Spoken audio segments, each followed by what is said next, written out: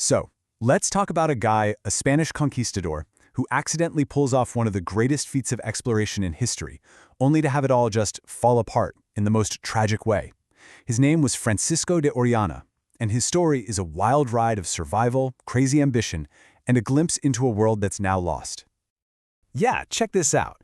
The historical records describe his first trip down the Amazon with this phrase, improbably successful. Just let that sink in for a second. Improbably successful. Can you even imagine? You've got no map, no clue where you're going, and you and a handful of guys somehow navigate the entire length of the biggest river on the planet. It's just unbelievable. And that's the big question, right? How in the world does someone who achieved the impossible turn around and fail so catastrophically when they try it a second time? It's a real head-scratcher. And to really get to the bottom of it, we first need to understand who this guy actually was. Okay, so let's get into his profile. Long before he was known as an Amazon explorer, Francisco de Orellana was, a pretty hardcore professional soldier, a dyed-in-the-wool conquistador.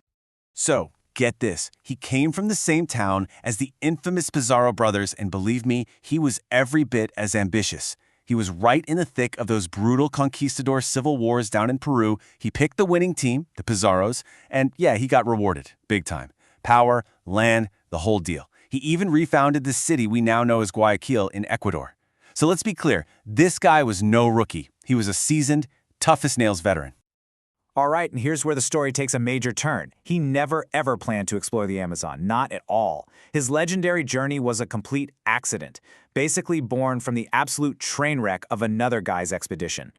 Right, so it's 1541. Gonzalo Pizarro, one of those famous brothers, puts together this massive expedition out of Quito. Now, their goal wasn't some grand discovery. Nope. This was all about money. They were looking for a legendary land of cinnamon. And Orellana, he signed up to be Pizarro's right-hand man. And this thing was a complete disaster, right from the get-go. I mean, before they even got to the jungle, more than 3,000 people, native porters and Spaniards, had died or just bailed. They were freezing in the Andes, starving. It was awful. That whole dream of getting rich quick, yeah, that was turning into a total nightmare, fast. So Pizarro is getting desperate, and he tells Orellana, look, take 50 guys, grab this boat, and go find us some food downriver. Simple enough, right? Wrong. The river's current was so strong there was just no way they could paddle back upstream. His men, who are starving by the way, are on the verge of mutiny. They flat out refuse to even try. So Orellana makes a choice that changes history. He basically says, all right, forget Pizarro, and decides to lead his men down this massive, unknown river, wherever it leads. And you won't believe what happens next. Because of one single crazy battle, the world's largest river gets its name. It's an incredible story.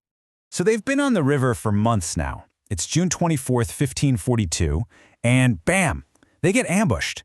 They're in this intense fight with warriors from the Tapayas tribe, but there was something different about these fighters, something that really caught the Spaniards' attention.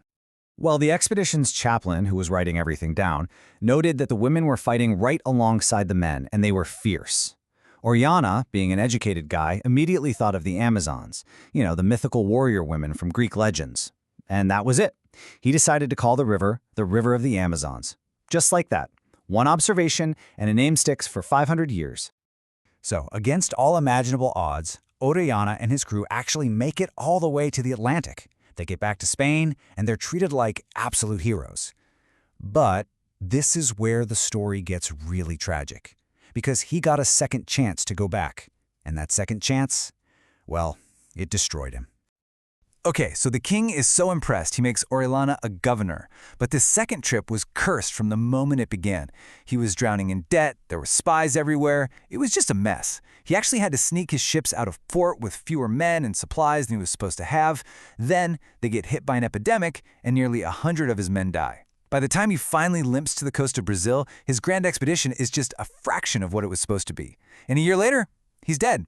Not from some epic battle, but from what the official record calls illness and grief. I mean, just look at the difference here. The first voyage was all about pure survival. It was a small group, they were desperate, and it forced Orellana to think on his feet, to be adaptable. The second one, though, that was about conquest. He had way more resources, 4 ships instead of one little boat. But his leadership style totally changed. He became rigid, he stopped listening to his crew, and the result was an absolute catastrophe.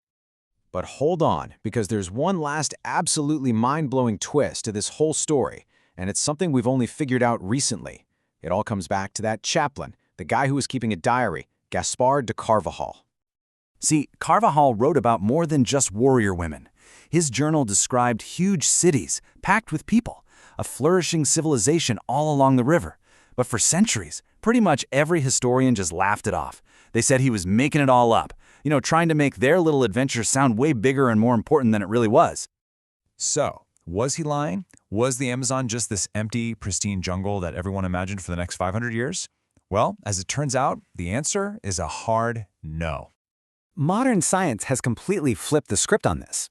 Thanks to satellite imagery and, sadly, deforestation, we've found these massive earthworks, these geoglyphs that you can only see from the sky.